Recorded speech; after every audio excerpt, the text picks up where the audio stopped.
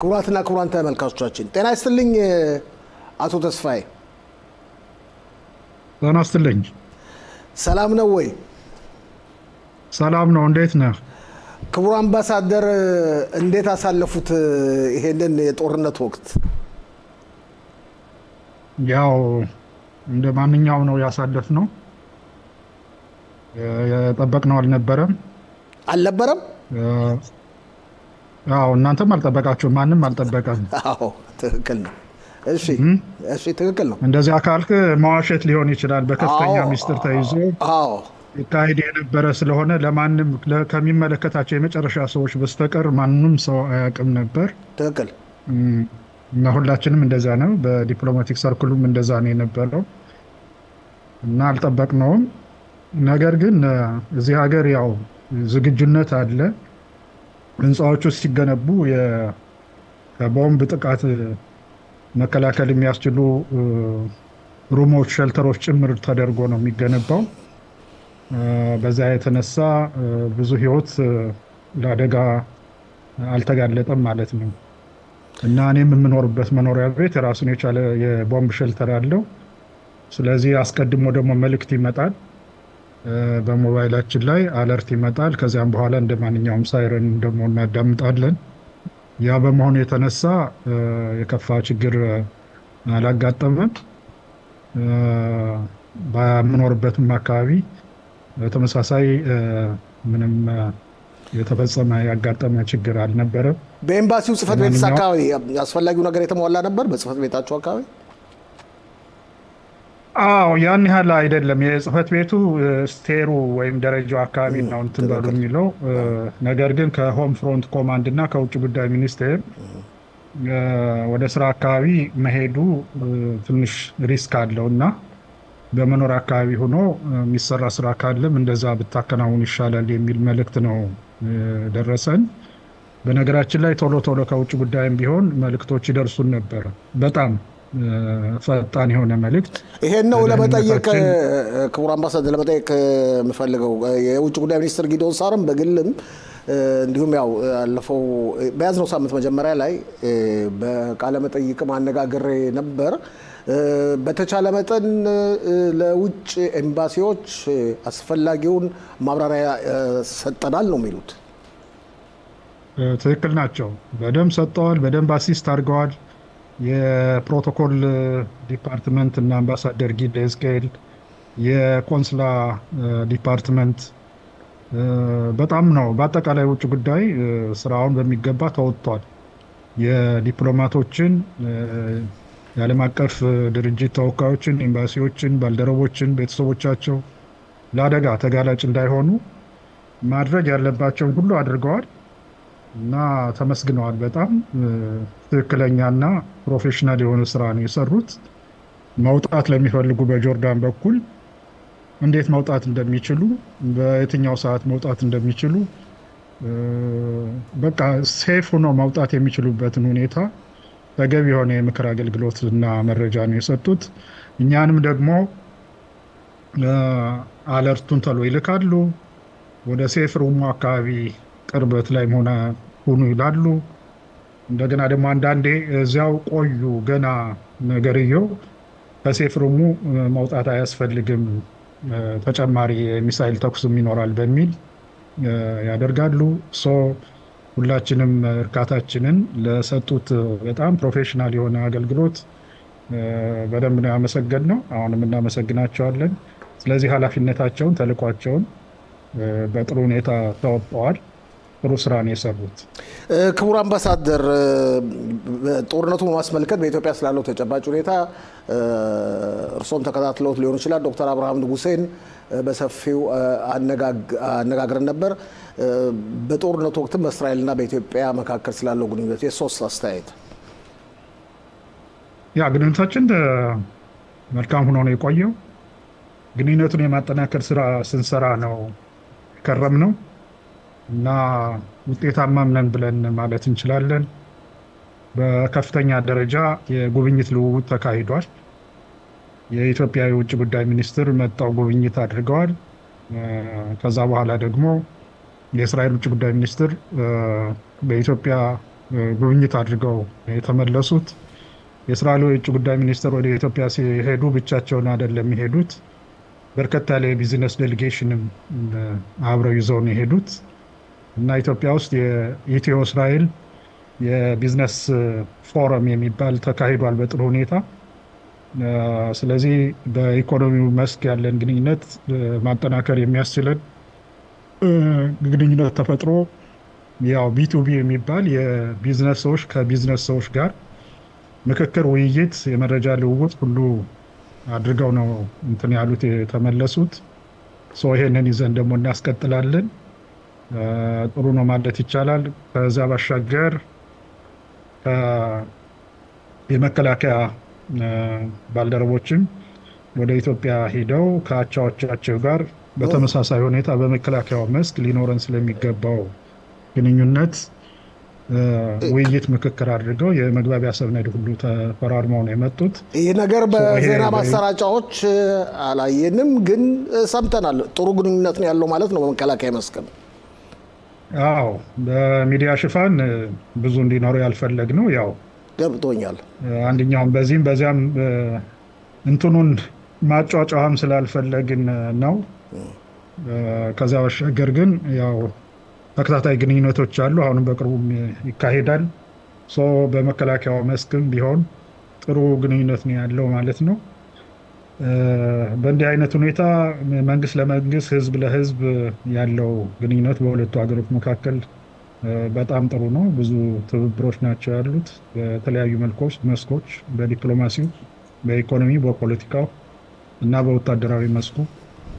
እንግዲህ የኛ ስራ ይሄንን ደግሞ የጀመርነውን የበለጠ ማጠናከር ነው እና ስኬታማ ጊዜ ነው የነበረው በሁለቱ ሀገሮች ግንኙነት ላይ መሪዎቹ በቅርበት የሚነጋገሩበት፣ የሚመካከሩበት እና በዚያ መሰረትም ተግባራዊ የሚደረግበት ሁኔታ ነው ያለ።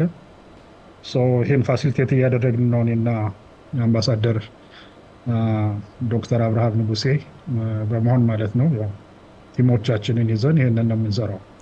ሁለታችሁ በከፍተኛ ትብብር ላይ እንደምትሰሩም በእውነት ለማረጋገጥ ችለናል። እስካሁን ድረስ ያልነበሩ ሁኔታዎችን ነው የምታደርጉት። ጥሩ አሰራር ነው። ያው በተመልካቾች ስም በሚደርሱኝ ዜናዎች ስም ነው መጠቆም የምወደው። ያው አልፎ አልፎም ዶክተር አብርሃምንም ስለማነጋግረው በግልም ሆነ በዚህ በቴሌቪዥን ጣቢያችን።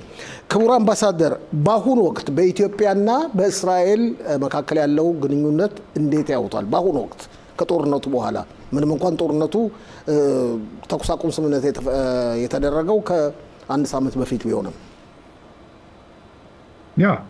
ያው ያለው ነው እየቀጠለ ያለ ግንኙነታችንን የተጀመረውን የማጠናከር የመቀጠል ሁኔታ ነው ያለው እና ይሄ ነው እየቀጠለ ያለው። የተለየ ነገር የለውም። ሞር እሱን እያጠናከር ነው የምንሄደው። የተለያዩ ቀጠሮች አሉን ከኔም ጋር ይህን ለማጠናከር የሚደረጉ ከልዩ ልዩ አካላት ጋር። ስለዚህ ኦልሬዲ ተጀምሯል ማለት የነበረ ነው። አሁን ይበልጥ እየተጠናከረ ነው ያለ። እሱን ሞር እያጠናከር ነው የምንሄደው። ያው ሁለታችንም ሀገሮች ለአንዳችን ለሌላችን አስፈላጊዎች ነን። በዛ መሰረት ይሄን ማስቀጠል ነውና ጥሩ ይዘት ላይ ነው ያለው። ፕራክቲካሊ የተደረጉት ንግግሮች እንግዲህ በሚኒስትሮች ደረጃ፣ በውጭ ጉዳይ ሚኒስቴር ደረጃ ጉብኝት፣ ልውውጥ ለሁለት ሀገሮች ግንኙነት ትልቅ መሰረት የሚጥል ነው።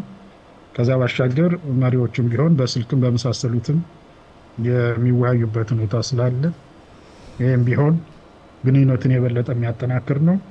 የዳይሊ ሩቲኖችን ደግሞ ይበልጥ ማጠናከር የሚያስችሉትን ደግሞ ያው እየሰራን ስለሆነ በአጠቃላይ ጥሩ ነው እና ያው በተጀመረ ሁኔታ ነው የሚቀጥለው ማለት ነው። ክቡር አምባሳደር፣ የውጭ ጉዳይ ሚኒስትር ጊዶን ሳርን ባነጋገሩበት ጊዜ አንደኛ በኢትዮጵያ የተደረገላቸው አቀባበል በጣም በጣም በጣም ትልቅ እንደነበርና እንደውም ቀን እንዳጠራቸው ነው የጠቆሙኝ። ጠቅላይ ሚኒስትር አብይ አህመድ እንደዚሁም የውጭ ጉዳይ ሚኒስትር ጊዶን ቲሞቴዎስ ያደረጉላቸው አቀባበል ከፍተኛ እንደነበረና ጠቅሰውናል። በኢትዮጵያና በእስራኤል መካከል ያለው ታሪካዊ ግንኙነት በከፍተኛ ሁኔታ እንደሚቀጥልም ጠቁመዋል። ከዚህ በተጨማሪም በእስራኤል የውጭ ጉዳይ ሚኒስትር 2025 ዓ.ም የአፍሪካ ዓመት አድርገን ነው የምንቆጥረውም ብለዋል። ከአፍሪካ ጋር ያለውን ግንኙነት ከኢትዮጵያ ጀምሮ ኢትዮጵያ ከፍተኛ ሚና ልትጫወት ትችላለች። አስተያየቶን? ትክክል ነው። የጉብኝቱ በደንብ የተሰራበት ነው የነበረው። ስለዚህ እንግዳችንን በከፍተኛ ደረጃ ተቀብሎ የማስተናገድ ያው እንደሚታወቀው ደግሞ የኢትዮጵያውያን ባህል ነው እንግዶችን በደንብ ማስተናገድ። ስለዚህ አንድ የውጭ ጉዳይ ሚኒስትርን የሚያክል ያው የእስራኤል ወደ ኢትዮጵያ ጉብኝት ሲያደርጉ በዚያ ደረጃ መቀበል ያስፈልግ ነበርና በብሔራዊ ቤተ መንግስት ነው አቀባበል የተደረገላቸው። ጠቅላይ ሚኒስትሩ የብሔራዊ ቤተ መንግስት ማለት የአፄ ኃይለ ሥላሴ መኖሪያ የነበረው ማለት ነው። ኢዮቤልዩ ሲባል የነበረው ነው አይደል? በፊት ድሮ ኢዮቤልዩ የሚባለው ማለት ነው። አሁን ታድሶ በቅርቡ ለቱሪስቶች ለጎብኚዎች ክፍት ተደርጓል። እዚያ ውስጥ እንግዲህ ልዩ ልዩ የክብር እቃዎች ነው ያሉት። ያው የምታውቃቸው እነዚህ አንቲክ የሆኑ መኪናዎች ሮልስ ሮይስ፣ ካዲላክ ንጉሱ ለተለያየ ኦኬዥን የሚጠቀሙባቸው መኪኖች አሉ። ከዛ ባሻገር የመመገቢያ ፕሌቶች፣ ማንኪያዎች፣ ሹካዎች የመሳሰሉት ሁሉ ከብር እና ከወርቅ የተሰሩ ናቸው። እኔ ቤተ መንግስቱ እድሳት ላይ ያለ ከዚያም በፊት በተለይ በእድሳቱ ወቅት አንድ ሁለቴ ወይም ሶስቴ የመጎብኘት እድል ገጥሞኝ ነበር። ሰው መግባት በማይችልበት ጊዜ ጎብኝተናል እና አስጎብኛችን ሲያሳዩን በጣም የገረም ያለው እቃ የፕሌቱ ብዛት የወርቅና ብር ያልኩት በጣም ብዙ ነው። እንዲህ በቀላሉ የሚቆጠር እንትን አይደለም። በጣም ብዙ ነው። የብርጭቆዎቹ ለተለይ ለውሃ ለዋይን ለምን ያሉት ብርጭቆዎች በጣም እንትን ናቸው። ከዛም ባሻገር ንጉሱ የእንግዶችን እንደየደረጃቸው በተለያየ ሳሎን ነው ተቀብለው የምሳ ወይም የራት ግብዣ የሚያካሂዱት እንደየእንግዳው ደረጃን እና ያን ሁሉ የማየት እንትን ነበርና አይ ሆፕ በመጎብኘታቸው ራሱ ትልቅ እንትን ይሰማቸዋል። ያው በዛን ጊዜ በጣም ነው የተደሰቱት። ስለ ቤተ መንግስቱ ከግቢው ጀምሮ ይሄ ፋውንቴኑ ራሱ በጣም የሚገርም አይነት የድሮ ፋውንቴን ነው። አሁን ያንን መስራት አይቻልም፣ እነዛ እቃዎች የሉም። ስለዚህ በዛ ደረጃ ጠቅላይ ሚኒስትሩ ተቀብለው በክብር አስጎብኝተው ነው እንትን ያሉት እና በዛ ደስተኛ ናቸውና ይገባቸዋልም። እኛም ደግሞ በዛ መልኩ ማስተናገድ አስቀድመን የተዘጋጀንበት ነው የነበረው። የቢዝነስ ዴሊጌሽኑም ቢሆን በተመሳሳይ እንዲጎበኝ ነው የተደረገው። የአድዋ ሙዚየምን ቢዝነስ ዴሊጌሽን ከዚህ ሄደው ጎብኝተዋል። ትልቅ ክብር ያለው አድዋ ሙዚየምን አይቼዋለሁ። ትልቅ ክብር ያለው ቦታ ነው። ስለዚህ ጥሩ አድርጋቸዋል አስጎብኝታቸዋል።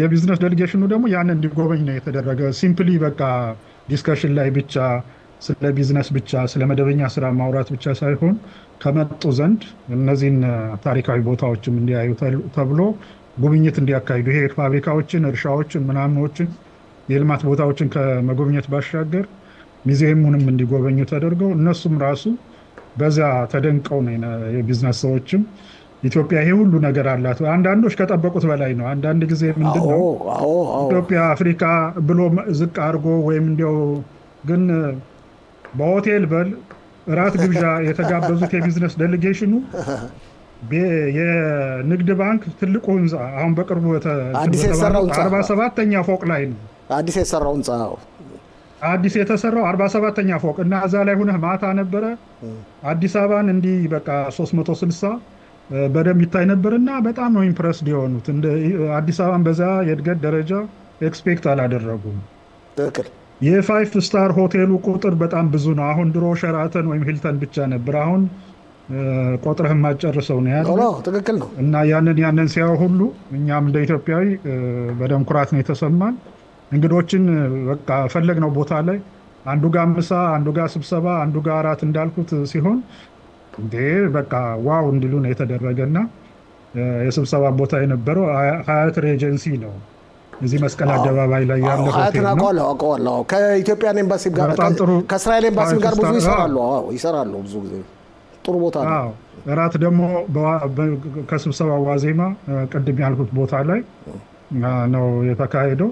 እና እዚያ 47ኛ ሆቴል ማን ነው ፎቅ ፍሎር ላይ ነው የተካሄደና እዚያ ካለው አትሞስፌር ራሱ ውጭውንም ሲያዩት በጣም ነው የገረማቸው። ኤንድ ከዛም በላይ ደግሞ ምንም አይነት የሴኩሪቲ እና የምናምን እንትን አልነበረባቸውም። በቃ በዛ ማታ ከአንዱ ቦታ ወደ አንዱ ቦታ ነው ስንወስዳቸው ያለ ምንም ችግር ደህንነት ስጋት ከራት ቦታ ወደ አረፉበት ሆቴል ወይም ወደ ሌላ መዝናኛ ቦታ እና አምባሳደር አብርሃም ራሱ የወደ አቢሲኒያ ነው ምናምን ባህላዊ ምግብ ቤት እነሱ ደግሞ ጋብዘዋቸዋል። ደግሞ እዛ ይሁዳ አቢሲኒያ ገብቷል። አዎ ይሄ ማለት ምንድነው? እዛው አዲስ አበባ ውስጥ የተለያዩ ቫራይቲ ኦፍ ሬስቶራንት፣ ሆቴል፣ ሚውዚየም ዩኔሚት ሁሉ ነገር ያለ መሆኑን እንዲያው የተደረገና ይሄ ቢዝነስን ለመስራት ኮንፊደንስ እንዲያድርባቸው ለእስራኤላውያኑ ያደረገ ነውና ኤርፖርቱ አለ፣ ስካይላይት ሆቴል ያው ታውቀዋል፣ እዛም አርፈዋል። በጣም ጥሩ ነው የነበረ። እንግዲህ ይሄንን አሁን እየተነጋገርን ያለ ነው። በሚቀጥለው ደግሞ እዚህ እስራኤል ላይ ለመድገም ነው። የኢትዮጵያን ቢዝነስ ዴሌጌሽን እዚህ እናመጣና ከእስራኤል አቻቸው ትጠበቃላችሁ ማድረግ ነው። እሱን እየሰራንበት በፕላን ነው ያለ። እንግዲህ ከተሳካልን ወደ ታህሳስ ወደ ጥር እንደዛ አካባቢ ጥሩ ጊዜ ነው ተግባራዊ እናደርጋለን ማለት ነው። እስቲ ወደ ኢትዮጵያ ለመልሶትና ክቡር አምባሳደር፣ ኢትዮጵያ በኢኮኖሚም በመከላከያም ያለችበት ተጨባጭ ሁኔታ አሁን ምን ይመስላል? በጣም ጥሩ ጥያቄ ነው። ከኢኮኖሚው ስንጀምር ኢትዮጵያ በኢኮኖሚ ጥሩ ደረጃ ላይ ነው ያለችው። ባለፈው ዓመት ሐምሌ ወር ላይ አጠቃላይ የኢኮኖሚ ማሻሻያ ፕሮግራም ማክሮ ኢኮኖሚክ ሪፎርም ፕሮግራም የሚባል ተካሂዷል። እሱ እንግዲህ በርካታ ጉዳዮችን የያዘ ነው። አንዱና ዋናው የውጭ ምንዛሬ የዶላር ወይም ሌሎች የውጭ ምንዛሬዎች ብሔራዊ ባንክ ነበር እየተመነ ስራ ላይ ይውል የነበረው። ማለትም ለምሳሌ $1 ይሄን ያህል ብር ነው ብሎ ይተምን ነበረ። ያ ትልቅ ችግር ፈጥሮ ነበር። በገበያ ላይ ባለው እንትን ላይ አብሮ አይሄድም እና ጥቁር ገበያ ቢባል እንዲስፋፋ ነው ያደረገ። ለምሳሌ ዛሬ ዓመት በዚህ ጊዜ ባንክ ሄደን $1 58 ብር ነው መመንዘር የምንችለው። ውጭ ግን 108 ብር ነው። በጣም እንትን ነበር እና ኮንትሮባንድ እንዲስፋፋ አደረገ። የውጭ ምንዛሬ እጥረት እንዲፈጠር አደረገ። ብዙ ፋብሪካዎችም ከውጭ ግብዓት ማስገባት ያለባቸው በሃርድ ከረንሲ እጥረት፣ በዶላር እጥረት ግብዓት ለማስገባት አልቻሉም። ስለዚህ ከማምረት ሁሉ አቁመው ነበረ። ስለዚህ ምንድን ነው ያደረገው መንግስት? ብሔራዊ ባንክ ይሄን $1 ይሄን ያለው 58 ብር ነው 60 ብር ነው ብሎ ከመተመን ይልቅ ገበያው ራሱ ይወስነው የሚል ነው። እዚህ ሀገር እንዳለው ሁኔታ እዚህ ሀገርም እንዳለው ማለት ነው። የትም ነፃ ገበያ ስርዓት የሚከተሉ እንደሚከተሉት በዛ አይነት ሆነ። ተፈጥሮ የነበረው የእጥረት የዶላር እጥረት እየቀነሰ መጣ ማለት ነው። ምክንያቱም ወርቅ በኮንትሮባንድ ይወጣ ነበር፣ ቡና በኮንትሮባንድ ይወጣ ነበር፣ ሌሎች ኤክስፖርት የሚደረጉ የኢትዮጵያ ምርቶች በኮንትሮባንድ ይወጣሉ። ስለዚህ ወደ አገሪቱ የሚገባ ዶላር ወይም ሃርድ ከረንሲ አልነበረም ማለት ነው። በዚህ ዓመት በውጭ ንግድ ከፍተኛ ገቢ ነው የተገኘው። ለምሳሌ ቡና እንውሰድና ኢትዮጵያ ዘንድሮ ከቡና አሁን ባለፈው የ11 ወር ሪፖርት ወጥቶ ነበር $2.44 ቢሊዮን ገቢ አግኝታለች። ይሄ በታሪኩ አግኝታውም ማታውቀው ነው። ባለፈው ዓመት $1.45 ቢሊዮን ነበር የተገኘው። እጥፍ ማለት ነው እንግዲህ እጥፍ መቃረብ እና በ1 ቢሊዮን ኦልሞስት እጥፍ ተገኝቷል ማለት ነው።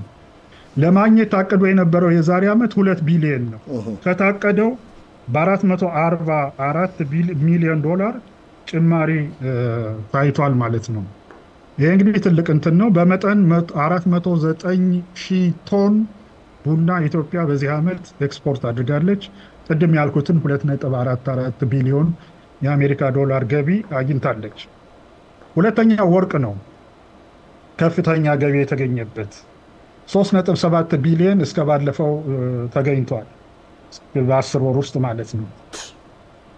ይሄ እንግዲህ ወርቅ በኮንትሮባንድ ሲወጣ ነበር። አሁን ኮንትሮባንድ ሙሉ በሙሉ ቆሟል ማለት ሳይሆን ነገር ግን በከፍተኛ ደረጃ ቀንሶ ምክንያቱም በህጋዊ መንገድ የሚያገኘው ገንዘብ ከህገወጡ እየተቀራረበ ስለመጣ ሰው ህገወጥነትን እየተወ ህጋዊነትን እየተከተለ ወርቅ ያው ግብይት የሚካሄደው ለብሔራዊ ባንክ ነው። ለባንክ እያስረከበ ብሔራዊ ባንክ ደግሞ ወደ ዓለም ገበያ እያወጣ ቅድም ያልኩትን ያህል ከፍተኛ የገንዘብ መጠን ለማግኘት ተችሏል ከውጭ ንግድ ማለት ነው። በአጠቃላይ ቡና፣ ወርቅ ብቻ ሳይሆን ሰሊጥም፣ የቅባት እህልም፣ የቁም ከብትም፣ ስጋም ብዙ በርካታ ምርቶች ወደ ውጭ ይላካሉ። በዚህ ዓመት ወደ 8 ቢሊዮን የአሜሪካ ዶላር የውጭ ምንዛሪ ይገኛል ተብሎ ይጠበቃል። ወደዛ አሁን እንግዲህ የተጠናቀቀ ነው። እስከ ሰኔ 30 ይሄ ገንዘብ ይገኛል ማለት ነው። እስከ ባለፈው ዓመት ኢትዮጵያ ታገኝ የነበረው ከውጭ ንግድ 4 ቢሊዮን ዶላር አካባቢ ነው። የዘንድሮ እንግዲህ እጥፍ ሆነ ማለት ነው 8 ቢሊዮን ሲመጣ። ስለዚህ በዚህ ረገድ ከፍተኛ እድገት ተመዝግቧል። እሱ ብቻ አይደለም፣ የውጭ ምንዛሬ ክምችት ጨምሯል። የውጭ ምንዛሬ ክምችቱ ተመናምኖ ነበር። በአንድ በኩል በኮንትሮባንድ ይወጣል፣ በዛ ተመናምኖ የነበረው አሁን የብሔራዊ ባንክ ገዢ ሰሞኑን ሲገልጹ እንደሰማ ነው ካለፈው ዓመት ጋር ሲነጻጸር የ235% እድገት የውጭ ምንዛሬ ክምችት ሪዘርቭ የሚባለው አሜሪካኖች ሪዘርቭ እያሉ የሚጠሩት ኢትዮጵያ እዚያ ደረጃ ላይ ክምችቷን ከፍ አድርጋለች። የዕዳ ጫና እየቀነሰ መጥቷል። ትልቁ ችግር የነበረው የዕዳ ጫና ነው የነበረ። እሱንም እንግዲህ እየተሸጋሸገም የሚሰረዘው እየተሰረዘም የምንከፍለውም እየተከፈለ አሁን የዕዳ ጫናው እየተቃለለ የመጣበት ሁኔታ ነው። ሌላው በከፍተኛ ደረጃ አስጊ የነበረው የዋጋ ግሽበት ነው። ዋጋ በከፍተኛ ደረጃ ይጨምር ነበር። ባለፈው ዓመት እና ካቻምና እስከ 34% የዋጋ ጭማሪ የዋጋ ግሽበት እድገት ማለት ነው ይታይ ነበር። አሁን 13% ነው የዋጋ ግሽበቱ። ጥሩ ነው፣ በጣም ስቲል ከፍተኛ ነው። አዎ፣ ነገር ግን በሚቀጥለው ዓመት ደግሞ ይሄ ስራ ተጠናክሮ ስለሚቀጥል ወደ ሲንግል ዲጂት ወደ 9፣ 7፣ 8 የሚሆንበት ሁኔታ ይፈጠራል ማለት ነው። ከሁሉም በላይ ግን በግብርናው መስክ ደግሞ የተገኘው ውጤት ነው። ይሄ የፖሊሲ እርምጃዎች ናቸው። ቅድም ያልኩት ፖሊሲ ኢንስትሩመንት ነው የሚባሉት። የገንዘብ አቅርቦትን፣ የወለድ ምጣኔን የውጭ ምንዛሬ ተመን ማስቀረትን ምናምን ዲሳር እንትን ተብሎ ፖሊሲ ኢንስትሩመንት ተብሎ ነው የሚጠሩት። ሌላው ግን ምርታማነትን መጨመር ነው። እንግዲህ ኢትዮጵያ ከውጭ ስንዴ ታስገባ ነበረ። ነገር ግን ስንዴ ለማምረት የሚያስችላት አፈርም ሆነ ለማፈር ውሃ፣ የአየር ጸባይ ያለበት ነው። ግን እንዳለመታደል ሆኖ ያንን ባለመጠቀማችን የተነሳ ከዩክሬን እና ከመሳሰሉ ሀገሮች ስንዴ ኢምፖርት እናደርግ ነበር። አሁን በበጋው ወር ድሮ ገበሬው በበጋ ወራት ዝናብ ሲመጣ ነው እንጂ ስንዴ ወይም ሌላ ሰብል እንትን አይልም ነበረ። አሁን ግን ስንዴን ራሳችን ሙሉ በሙሉ የቻልንበት ሁኔታ እና ከውጭ ኢምፖርት ማድረግ ለዛ ብሎ ዶላር የመመደብ የቀረበት ሁኔታ ነው ያለው። ከተወሰኑ ዓመታት ወዲህ አሁን ተጀምሯል በብዛት ለኤክስፖርት ለውጭ ንግድ ከኢትዮጵያውያን ፍጆታ በላይ የሆነው የስንዴ ምርትም ወደ ውጭ የሚላክበት ነው። ተመሳሳይ የሩዝ ምርትም እንደዚሁ እስካሁን ከውጭ እናስመጣ ነበር፣ ግን ሩዝ ለማምረት የሚያስችሉ ተስማሚ ቦታዎች አሉ። እሱም ጋር እየሄደ ነው። ሌላው ስኳር ነው። ተጀምረው የነበሩ የተጓተቱ የስኳር ፕሮጀክቶች አሉ። አሁን ደረጃ በደረጃ ችግራቸውን እንትን በማለት ስኳር ማምረት እየተጀመረ ነው ያለ። ትርፋማ የሆኑ በኪሳራ የነበሩ የስኳር ድሮ የምናውቃቸው እነ መተሃራ፣ እነ ወንጂ፣ እነ ፊንጫ እና የመሳሰሉት ሁሉና ይሄ እነ በለስ እና ሆሞኩራዝ በርካታ እንትኖች አሉ ወደ ስራ እየገቡ የስኳር ምርት መጠንን በአገር ውስጥ በከፍተኛ ደረጃ እየጨመሩት ራሳቸውም ትርፋማ እየሆኑ ነው ያሉት። ኢኮኖሚው በከፍተኛ ደረጃ ውጤት እየተመዘገበ ነው። በአጠቃላይ የ8.5 በመቶ የኢኮኖሚ እድገት እየተመዘገበ ነው። ጥሩ መነቃቃት ነው በኢኮኖሚው ዘርፍ ያለ ማለት ነው። ክቡር አምባሳደር ለዛሬ እዚህ ላይ እናቆምና ምን እናደርጋለን? ሰሞኑን አላለቀም ስቶክ ማርኬት ሁሉ ተጀምሯል በኢትዮጵያ መሳሰሉትን ከጥቂት ቀናት በኋላ እንደገና ተመልሼ ሁለተኛ ክፍል ውይይት እናደርጋለን። ምክንያቱም ብዙ በኢኮኖሚ መስክ ብዙ ምን እንነጋገራቸው ጉዳዮች አሉ። በጣም አመሰግናለሁ ለዛሬው። በጣም አመሰግናለሁ ክቡር አምባሳደር። በጣም አመሰግናለሁ አቶ ፋሲል። ሰላም ያገናኘን። ሰላም